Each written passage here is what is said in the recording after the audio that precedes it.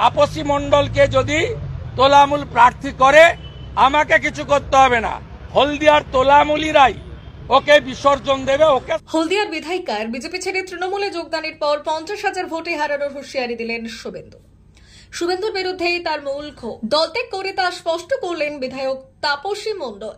সোমবার সদ্য বিজেপি ছেড়ে তৃণমূলে যোগদান করেছেন হলদিয়ার বিধায়িকা তথা বিজেপির প্রাক্তন জেলা সভাপতি তাপসী মণ্ডল। 2020 সালের 19 ডিসেম্বর শুভেন্দু অধিকারীর হাত ধরে সিপিআইএম ছেড়ে বিজেপিতে যোগ দেন তাপসী।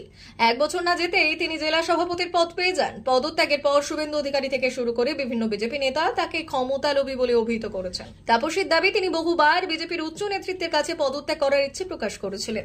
অপরদিকে শুভেন্দু অধিকারী তিনিও হুঁশিয়ারি দিয়েছেন তাপসী মণ্ডলকে। পরবর্তী নির্বাচনে 50,000 ভোটে তিনি তাকে হারাবেন। সেই নিয়ে তাপসী বললেন তিনি চ্যালেঞ্জ নিতে প্রস্তুত। এটা আমার কাছে অনেক পুরনো। 1 মাস আগে যখন ভারতীয় জনতা পার্টির জাতীয় নেতারা একটা সার্কুলার দেন, যেহেতু পশ্চিমবঙ্গ নির্বাচনের বছর কোন বিধায়ক জেলা সভাপতি হতে পারবেন না, এই বার্তা পাওয়ার পরের দিনই তিনি তার দেওয়ালে থাকা পদ্মফুল পুছে দিয়েছিলেন। অতএব এটা আমাদের কাছে নতুন নয়, আমরা উই নো ইট। উনার জেলা সভাপতির পদ থাকবে না, তাই তিনি ওই গোল গোল করে বলবেন, সুব্রত বক্সির মাধ্যমে কথা বলেছেন, আমরা we know it very well. তো আপনাদের শুনিয়ে রাখি,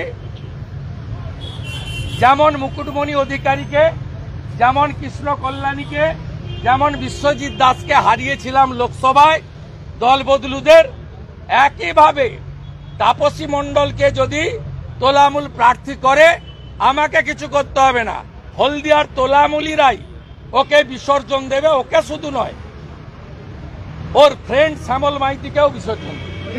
আরেকটা বিষয়, আপনারা শুরু করেছিলেন 77 দিয়ে,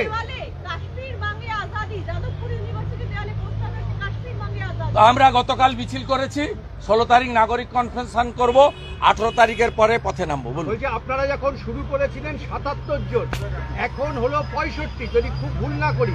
এই যে এতজন বিধায়ক চলে যাচ্ছে এবং না চলে গিয়ে আবার ফিরেও আসছে, সোমেন রায় ফিরে এসছে। হ্যাঁ, তাহলে এটা কারণটা কি? না আমরা নেব না, আমাদের সঙ্গে অনেকে যোগাযোগ রাখেন, নেব না। আমরা পশ্চিমবাংলায় হিন্দুদেরকে, জনজাতিদের নিয়ে সরকার করব। আমরা এখানে সংখ্যায় যাই থাকি না কেন, তারপরেও তো তৃণমূলকে সাসপেন্ড করতে হয়, এলওপি কে 9 মাস বাইরে রাখতে হয়, প্রতিদিন হাউস খুললে বিজেপির এমএলএদেরকে তাড়াতে হয়, বিধানসভার বাইরে সাসপেন্ড করতে হয়। এটাই তো বিজেপির তাকত। বিজেপির তাকত কোন নেতা নয়, পশ্চিমবাংলার হিন্দু এবং জনজাতিরা। এই তাকত আমাদের সঙ্গে আছে, এই তাকত থাকবে এবং দিল্লির মতো এখান থেকেও তাড়াবো। আর বিজেন্দ্র গুপ্তাকে মার্শাল দিয়ে বের করেছিলেন যারা, তাদের যা অবস্থা হয়েছে একই অবস্থা মমতা ব্যানার্জি আর বিমান ব্যানার্জির হবে। মার্শাল দিতে হলো, মানে আপনারা তো বিক্ষোভ করছিলেন, এরকম স্লোগান পরে ওখানে আরেকবার। পার্টির ভেতরে অনেক কিছুই দীর্ঘদিন ধরে একটা অসন্তোষ, দীর্ঘদিন ধরেই এটা চলছিল। আমরা দেখলাম পার্টিতে যা কমিটমেন্ট থাকে সাধারণ মানুষের জন্য, সেই কমিটমেন্ট শুধু নির্বাচনে জেতার জন্য বলা হয়, তারপরে সেই কমিটমেন্ট অনুযায়ী কোনো কাজ করা হয় না। সেই জায়গায় দাঁড়িয়ে আজকের অভিজিৎ গাঙ্গুলি বাইরে থেকে এসছেন, উনি এলাকা সম্পর্কে কিছু ওনার জানার কথাও নেই, উনি জানেনও না। ওনাকে যেভাবে ওনাকে কাছে রিপ্রেজেন্ট করা হয়েছে, প্রেজেন্ট দেওয়া হয়েছে, সেভাবেই উনি তার বক্তব্য দিয়েছেন। তাই আমি মনে করি যা পার্টির যে লিডারের দায়িত্ব, উনি এসেছেন এই এলাকায়, তিনি প্রেসের কাছেই বলেছেন উনি তার বিরোধী দলনেতার নির্দেশেই সমস্ত কিছু করেন। তাই ওনার যা বক্তব্য সেটা আমিও মনে করেছি যে তিনি ওনাকে দিয়েই বলাচ্ছেন। সে জায়গায় দাঁড়িয়ে এটা একটা ব্যাপার, কিন্তু সে সঙ্গে সঙ্গে আমার হলদিয়াবাসী আমাকে দীর্ঘদিন জিতিয়ে এসছে, আমি 16 সাল থেকে বিধায়ক, কিন্তু মানুষের জন্য এই এলাকার মূল যে সমস্যা, বেকার যুবক যুবতীদের, শিক্ষিত বেকার যুবক যুবতীদের কর্মসংস্থান, উদ্বাস্তু ক্ষতিগ্রস্ত পরিবারের তাদের সমস্ত অসুবিধাগুলো সলভ করা, সেই কাজ আমি করতে পারিনি। সেই জন্য মূলত যে আপনি কাজ করতে পারছিলেন না, যেটা বলছেন, অন্তরায়টা কিসের জন্য? সরকারের যে দল, সেই সরকারের মাননীয় মুখ্যমন্ত্রীর উন্নয়নের সাথী হয়েছি, যাতে হলদিয়ায় সেই বেকারের যন্ত্রণা মোছানোর জন্য যতটুকু লাঘব করতে পারি সেই চেষ্টা করব। সেই জন্যই আমার মূলত আজকের ওই দল ছেড়ে আসা। কাজ করতে পারছিলেন না বলছেন, এটা কি শুভেন্দু অধিকারীর জন্যে? হ্যাঁ, শুনুন তো তাই। শুভেন্দু অধিকারী বলছেন যে আপনাকে 50,000 ভোটে হারাবেন। আর সেটা তো সময়ই বলবে। উনি মুখে বলেছেন, উনি মুখে বলাকে বিশ্বাস করেন, আর আমি কাজ করাকে বিশ্বাস করি। তাই আমি কাজ করে দেখাবো, আর উনি যেটা বলেছেন উনি সেটা করে দেখান। সেক্ষেত্রে আমি চ্যালেঞ্জ নিতে সবসময় প্রস্তুত। আমি যে মুখ্যমন্ত্রীর সঙ্গে সঙ্গ দিচ্ছি, এই দল যদি আমাকে টিকিট দেয়, আমি সেই চ্যালেঞ্জের মোকাবিলা করব। শুভেন্দুবাবু যে চ্যালেঞ্জ দিয়েছেন সেই চ্যালেঞ্জের মোকাবিলা করব। শুভেন্দু অধিকারী বলছেন যে আপনার জেলা সভাপতির পদ থাকছিল না বলেই আপনি লোভে পড়ে দেখুন, জেলা সভাপতির পদ প্রথমে আমি নিতে চাই।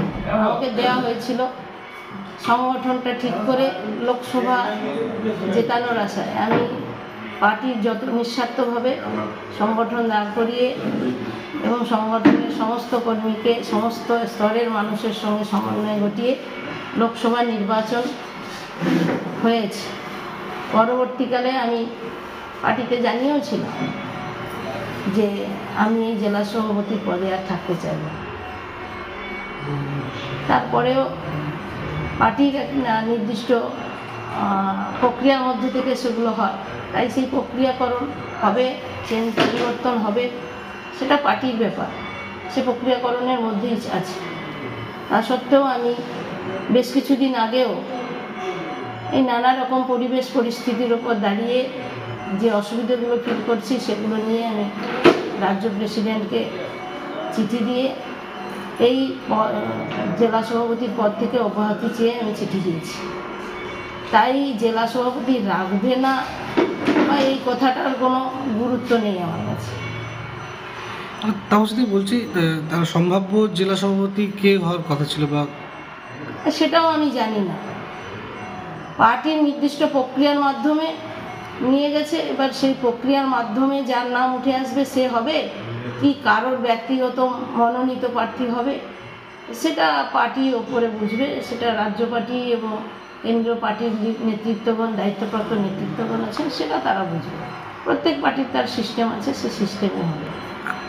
আমার পক্ষে জানাও সম্ভব নয় আর বলাও সম্ভব নয়। কালকে আপনি তো পদত্যাগ করলেন, আপনার পদত্যাগের পরেই তমলুকের বিজেপির জেলা পার্টি অফিসে আপনার ছবি, আপনার যত স্মৃতি ছিল সব পুড়িয়ে ফেলা হলো।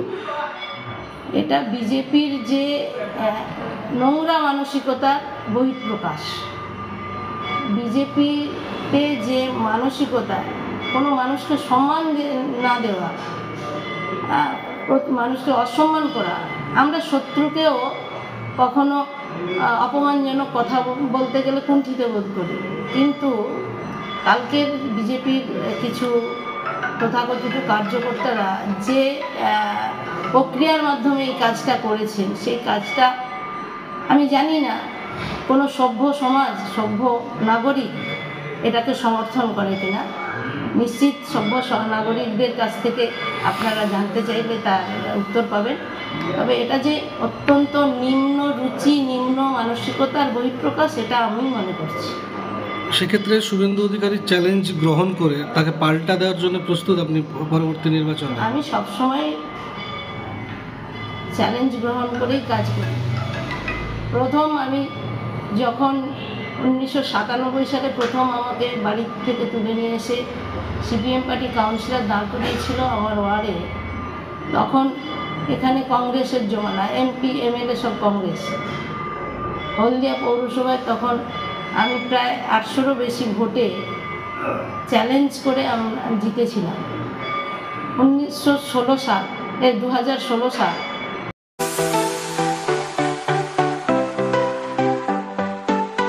আপনি ওয়েল্ডার, আমিন surveyor assistant, assistant house wireman ও মোটর ওয়াইন্ডার বিষয়ে প্রশিক্ষণ নিতে চান?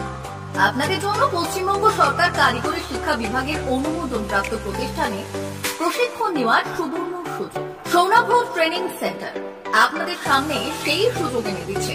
সৌনাভ ট্রেনিং সেন্টার, টাকলা, খুশি, নারায়ণগড়। এখানে রাজ্য সরকারের কারিগরি দপ্তরের অনুমোদনে কোর্সগুলোর প্রশিক্ষণ দেওয়া হচ্ছে। ভর্তি চলছে। ভর্তি হতে আজই চলে আসুন আমাদের সেন্টারে।